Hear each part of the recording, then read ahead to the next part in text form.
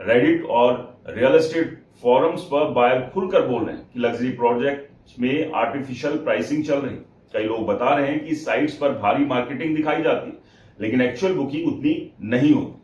कुछ बायर्स कह रहे हैं कि बिल्डर्स अभी भी 2023-24 वाली तेजी के हिसाब से प्राइस बढ़ा है, जबकि मार्केट की स्पीड अब धीमी हो चुकी है। आप समझिए, मैं गोवा में हूं और यहां मैंने एक बिल्डर के पास वैसे ही एक क्वेरी डाली, कल क्वेरी डाली, अब तक 10 बार फोन आ चुके हैं। और इसी से आप समझ लीजिए कि एक नामी ग्रामी बिल्डर जो दावा करते हैं कि उनके प्रोजेक्ट्स लॉन्च होते ही बिक रहे हैं, उनके सेल्स टीम कितनी डेस्परेट दिख रही, लगातार कॉल पर कॉल।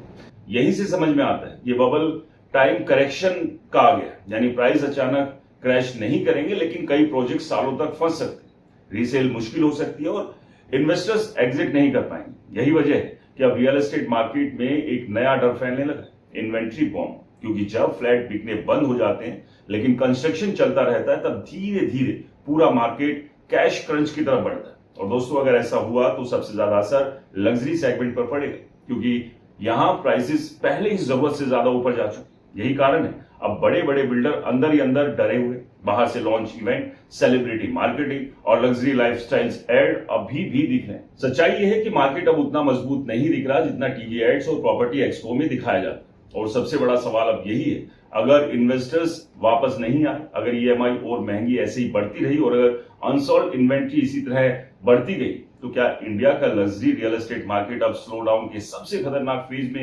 एंटर करने वाला है? क्योंकि दोस्तों, अगले वीडियो के पड़ाव में हम बात करेंगे उस सबसे बड़े खतरे की जिससे अब पूरा रियल एस्टेट मार्केट डर रहा है। इन्वेस्टर्स क्यों गायब हो रहे हैं, इन्वेंट्री बॉम्ब कैसे बन रहा है, और अगर ये क्राइसिस बढ़ा तो बायर, बिल्डर और पूरे प्रॉपर्टी मार्केट पर इसका असर क्या पड़ सकता है।